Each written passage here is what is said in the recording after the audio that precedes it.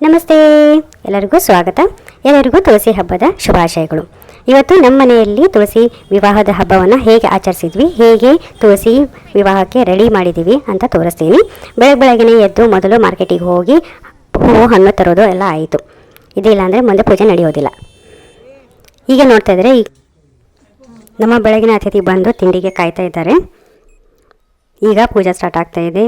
ಗಂಟೆ, ಅರಿಶಿನ, ಕುಂಕುಮ, ಹೂವು, ನೆಲ್ಲಿಕಾಯಿ ಆರತಿ ಎಲ್ಲ ರೆಡಿ ಮಾಡಿ ಇಟ್ಟಿದ್ದಾಗಿದೆ.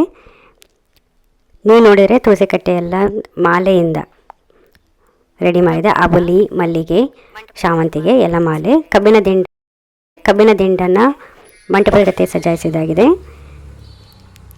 ಮಾವಿನ ತೊರಳನ್ನು ಕಟ್ಟಿದಾಗಿದೆ. ಗೆಜ್ಜೆ ವಸ್ತ್ರ ಎಲ್ಲ ಹಾಕಿ ರೆಡಿ ಮಾಡಿದೆ. ನಮ್ಮ ಸುಂದರ ತುಳಸಿ ಕಟ್ಟೆ ವಿವಾಹಕ್ಕೆ ರೆಡಿಯಾಗಿದೆ. ಈಗ ಮನೆ ಮಂದಿ ಎಲ್ಲ ಅರಿಶಿನ ಕುಂಕುಮ ಏರಿಸಿ ಹೂವನ್ನು ಏರಿಸ್ತಾ ಇದ್ದಾರೆ.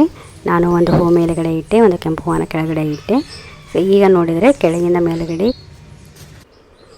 ಓಂ ನಮೋ ಭಗವತಿ ವಾಸುದೇವಾಯ, ಓಂ ಶ್ರೀ ತುಳಸಿ ದೇವಾಯ ನಮಃ ಎಂದು ಹೇಳಿ ಆರತಿ ತಾಟನ್ನು ರೆಡಿ ಮಾಡ್ತಿದ್ದೆ. ನೆಲ್ಲಿಕಾಯಿ ಆರತಿಯನ್ನು ರೆಡಿ ಮಾಡ್ತಾ ಇರೋದು ನೀವು ನೋಡ್ತಾ ಇರ್ಬೋದು.